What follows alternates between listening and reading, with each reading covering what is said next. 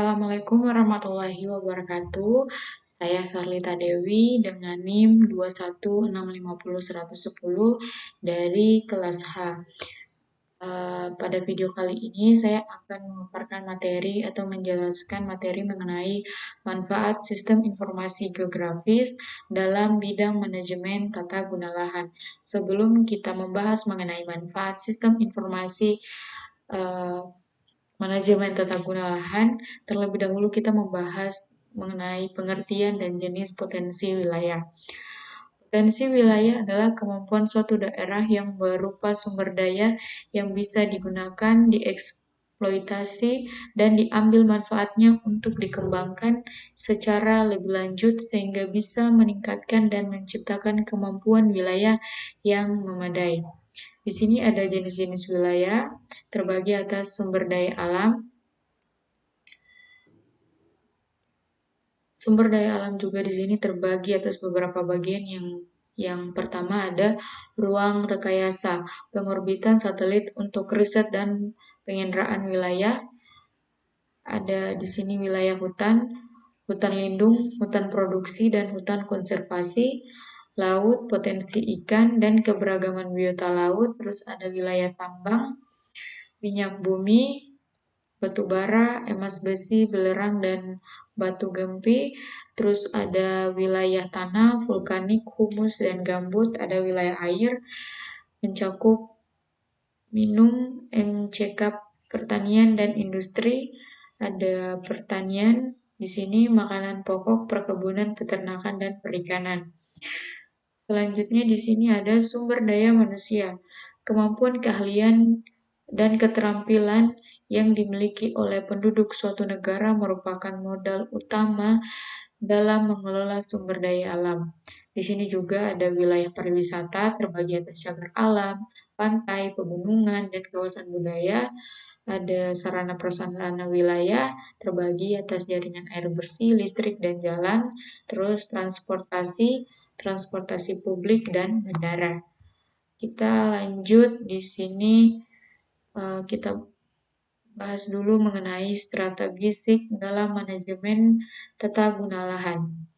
Manajemen tata guna lahan adalah pendekatan strategis dalam pengelolaan sumber daya alam dan lingkungan. Sistem informasi geografis atau SIG telah menjadi alat yang penting dalam manajemen tata guna lahan, memungkinkan pemetaan, analisis, dan pengembalian kebutuhan yang lebih efektif.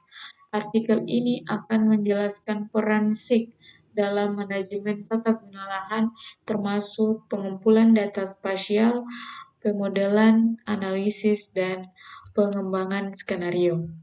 Manajemen tata guna lahan juga merupakan pendekatan yang penting dalam menjaga keseimbangan antara pembangunan manusia dan keberlanjutan lingkungan. Dalam artikel ini juga kita akan menjelajahi peran penting yang dimainkan oleh sistem informasi geografis atau SIG dalam manajemen tata guna lahan.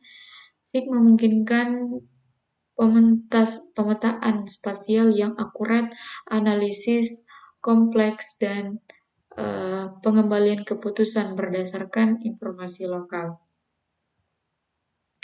Terus di sini pemetaan dan inventarisasi data spasial adalah langkah awal dalam manajemen tata guna lahan. SIG juga memungkinkan pengumpulan dan pengorganisasian data spasial seperti penggunaan lahan, vegetasi, kualitas tanah, sumber daya air, dan aspek lingkungan lain dengan menggunakan perangkat lunak SIG. Data ini dapat dipetakan secara visual dan dianalisis untuk memahami kondisi eksistensi tata guna lahan. SIG juga memungkinkan analisis yang mendalam tentang tata guna lahan yang ada dan potensi pengembangan di masa depan. Melalui analisis spasial, SIG dapat mengidentifikasi kawasan yang rentan, melacak perubahan tata guna lahan dari waktu ke waktu, dan memprediksi dampak dari skenario pengembangan yang berbeda. Analisis ini membantu dalam pengembalian keputusan yang berkelanjutan dan pemetaan strategi pengembangan yang efektif. SIG juga berperan penting dalam pengelolaan sumber daya alam yang berkelanjutan melalui integrasi data spasial tentang tanah, air, hutan, dan sumber daya alam lainnya.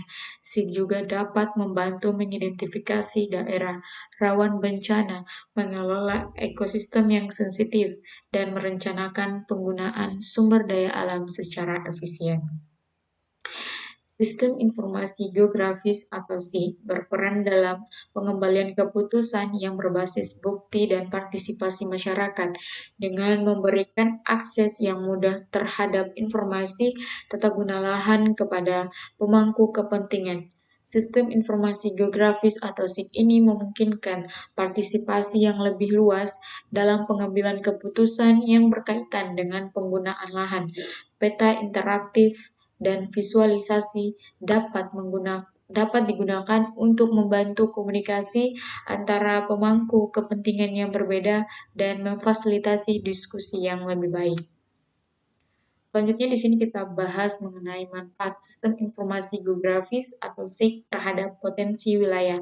Yang pertama di sini ada manajemen tata guna lahan atau ruangan.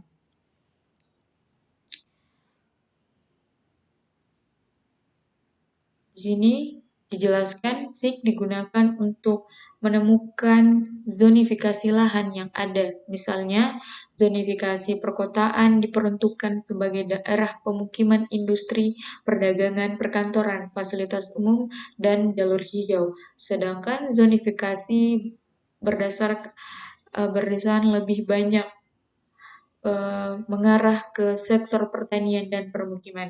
Selain itu, SIG digunakan untuk pemanfaatan ruang agar sesuai dengan kondisi fisik dan sosial yang ada. Misalnya, penataan ruang perkotaan, pedesaan, pemukiman, kawasan industri, kawasan pertanian, dan lain-lain.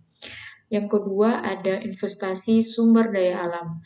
Dalam inventarisasi sumber daya alam, SIG berfungsi untuk yang pertama mengetahui potensi dan persebaran sumber daya alam. Yang kedua ada mengetahui persebaran kawasan lahan seperti kawasan lahan yang mengalami perubahan ahli fungsi lahan, kawasan lahan pertanian, perkebunan, dan peternakan.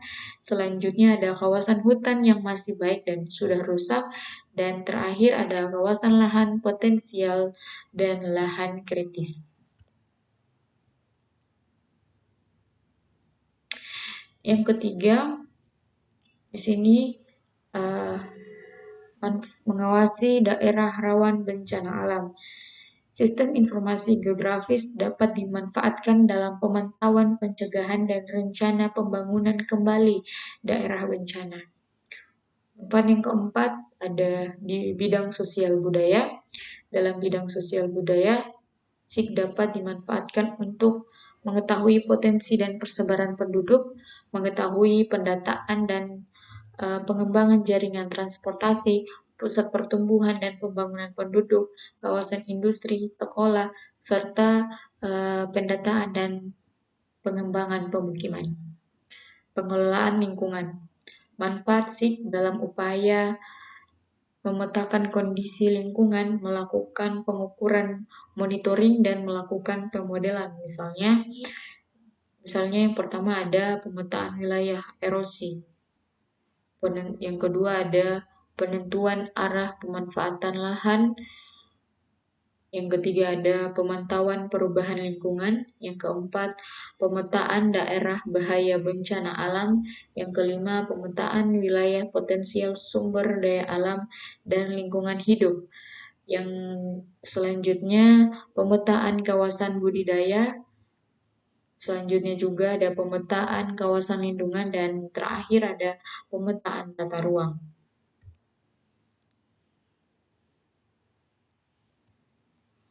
Mungkin itu saja yang bisa dapat saya paparkan dan jelaskan.